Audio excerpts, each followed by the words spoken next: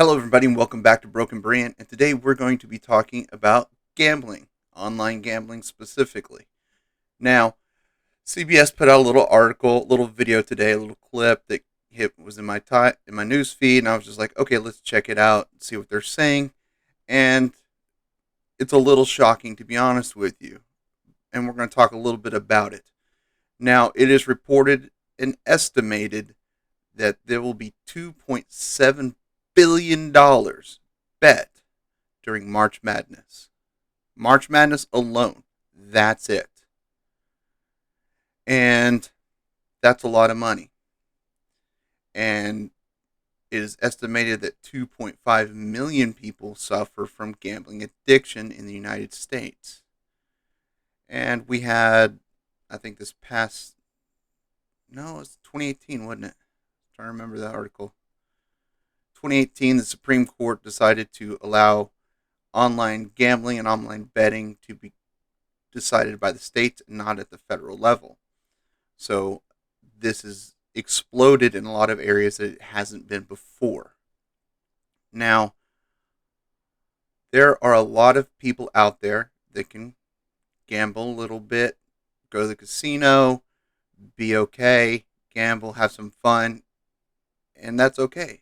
There are a lot of people out there that, just like there's a lot of people out there that can take a drink of beer, have a mixed drink, whatever, and be fine.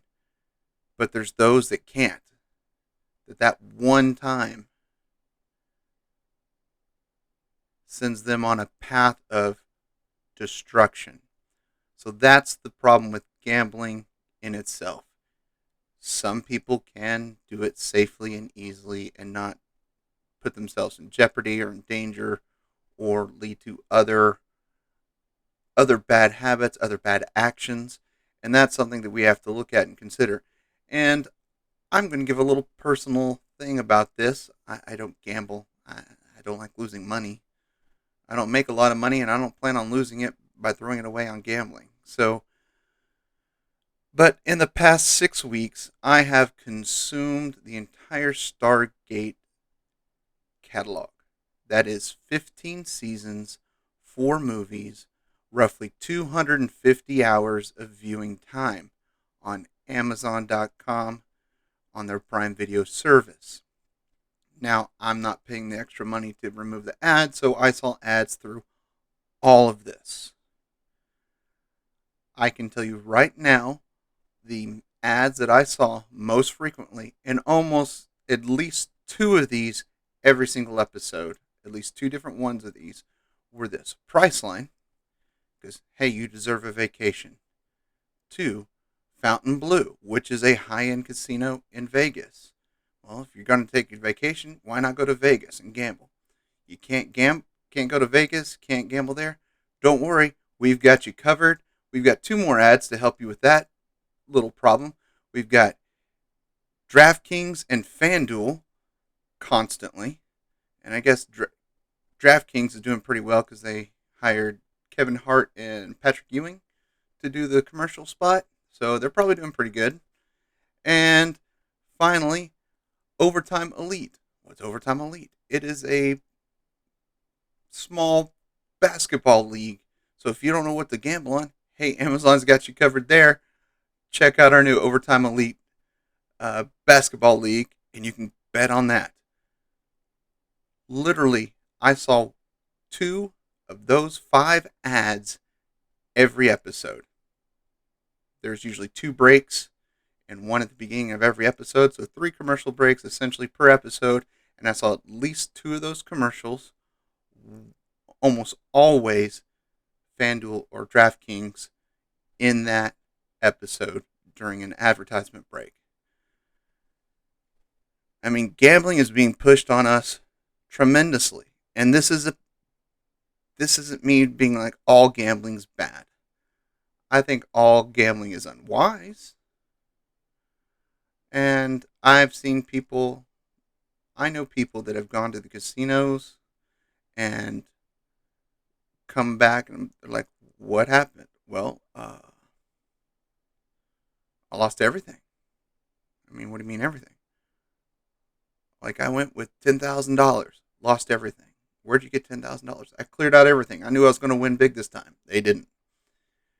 And now with literally at your fingertips on your phone, you can bet and gamble. And this is a danger to those that suffer from gambling addiction. And this is just, I mean, just looking at the numbers, $2.7 billion is going to be bet on March Madness alone. That's crazy. That's insane. But that's the truth. So we have to realize that gambling addiction can be a problem. And those that are out there gambling have to really stop and take a look at themselves. Is this something I'm doing for fun, like going out and watching a movie, going out and go bowling, going out and doing any other activity? This is just something for fun, or is this something that is all consuming? It's what you think about. You're memorizing the stats to make better choices on your bets and things like that. Then gambling is going to become a problem for you. And I personally feel a huge sorrow for those that are consumed by gambling addiction. And I do think it's on the rise now, since literally at our fingertips, we're being advertised to it everywhere. And especially since this lead up to March Madness, it's going to be huge that after this season of March Madness, I wouldn't be surprised if it says next time 2.5 million suffer from uh, gambling addiction, if it's 3.5 by the end of this season. It wouldn't surprise me if it went up another million, because addiction in its nature is life gripping and life destroying. And I can't tell you enough how much I've seen this gambling addiction hurt so many people I know. And there are ways to recover. There are groups out there to support you. There are resources out there to support you. Your friends and family will absolutely support you to stop, to prevent from hurting yourself and the ones you love. So everyone out there should be well aware of what your personal limit is on taking part in gambling, even just filling out play March Madness brackets at work for fun just to see who wins. That can be a gateway to, oh, you won or you got close. I think I can do better next time. Maybe I should try something else. And it's just one of those things for those people with that personality type and then just have that defect within them that continue to just seek on to something like that and just let it control their lives. That's extremely dangerous and is continuing to grow in the United States. And this is just a clip and just a search on focus on the United States. I don't have the global numbers. I looked, and there's no global number. You can look at it per country. Some countries try to track this and see how it's going on, but there is not a global. Hey, this many people around the world suffer from gambling addiction. But I guarantee you, it's way more than we guess. Because that's always the thing. I mean, how many people do you know that buy lottery tickets every single week? Throwing that money away on a fraction of a chance that they'll win. I mean, that's one of those things that, yeah, that's a start too. So, people are out there suffering from gambling addiction. And if you're watching this video, I want you to be aware, be vigilant, and start paying attention to your friends and family that are talking about this a lot during March Madness. If you start to see them get too involved and just stress out about what's happening in March Madness, take the time to pull them aside and say, hey, you seem to be really focused on this and really just taken in. Could you be addicted? Is this something that's going to cause you a problem? We don't have any problem with you enjoying sports, watching it, participating in it, in minor leagues and local leagues and stuff like that.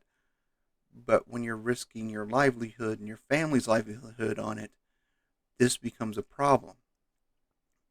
Be aware of what's going on in your friends and family's lives, because you could be that lifeline to keep someone from losing everything. So be vigilant and be aware of yourself and those around you, because I believe personally that gambling addiction is just going to be continuing to rise across the globe as it's being less restricted globally, not just here in the US, but globally. So be careful. Some of you out there have listened to this video up to now and thought, you know what, that might be. I'm just gonna be one and done. I'm just gonna not one and done. I'm just gonna be done. I'm not gonna do it anymore. I'm just gonna watch and enjoy. I'm not gonna bet. Not gonna gamble. Not gonna fill any brackets or anything like that. Great choice. I don't do it at all. Not because I'm addicted to it, but because, like I said before, I don't like to lose $1 in a poker game on the weekend.